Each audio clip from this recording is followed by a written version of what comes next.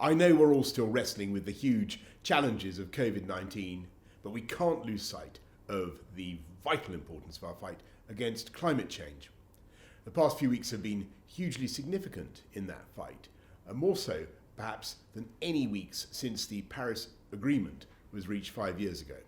First at December's UK-hosted Climate Ambition Summit, and then at President Macron's One Planet Summit, we've seen nations coming together to set a clear path to the greener, cleaner, and more sustainable future we all want for our children.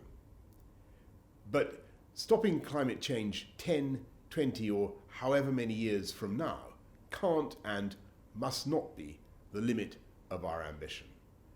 Because when we look to Bangladesh and see more powerful and more frequent storms and cyclones, when we look to California, Australia, and see soaring temperatures and raging wildfires, when we look to the island nations of the Pacific and see whole communities submerged by rising seas, we cannot deny that dramatic climate change is already happening, already devastating lives and economies.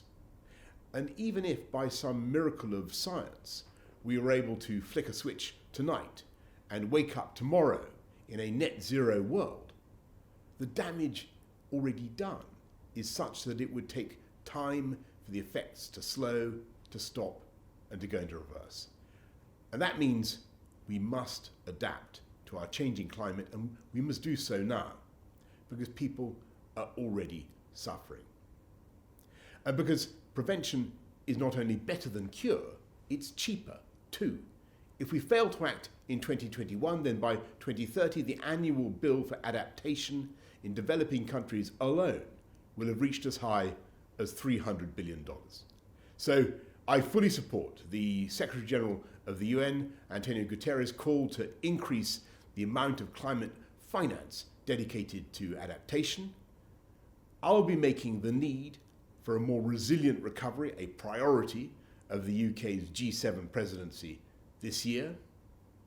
And to make sure we get not just warm words, but real change, I'm today launching an all-new Adaptation Action Coalition, which is a joint effort between the UK, Bangladesh, Egypt, Malawi, the Netherlands, St. Lucia, and the United Nations.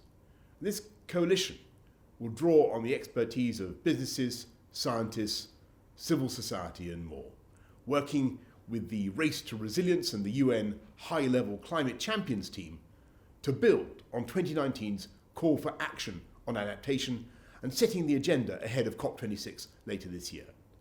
If climate change were an infectious disease, we would not only seek to deal with the underlying cause by developing a vaccine, in this case net zero, we would also find every way we could to treat and manage the symptoms. So let 2021 be the year that we fight back, not just against climate change, but the effects of climate change that are already being felt. And let's work together to adapt, to become more resilient, and to save lives and livelihoods all around the world.